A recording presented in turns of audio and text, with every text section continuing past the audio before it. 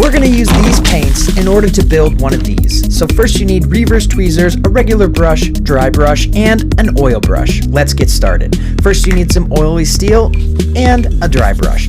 Let's get this thing looking oily and like an engine. To dry brush anything, you want it nice and wet, and then you scrub it all off in a paper towel, then you get to dry brushing. Next, we're going to paint some aluminum detail painting. This goes around all these headers, and then you can do the PR blue around the nose cone. This is a Double Boss R2800, so some of them were gray and some of them were this blue color, which I kind of like better. It gives it a bit more detail and it catches the eye a bit more. Next, you're going to paint all the pistons black. I like using Vallejo colors as they're very easy to use as a brush.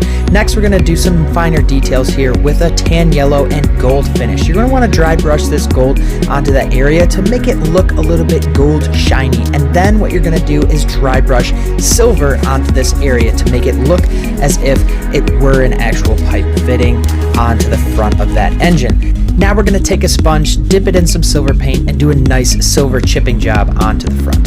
This is a nice way to give it some life. Now we're going to just blast it with some nice Starship wash on our World War II airplane and just make it look as grimy and greasy as possible because these things went through the ringer in the war. Damp off any excess with a Q-tip, and here you go.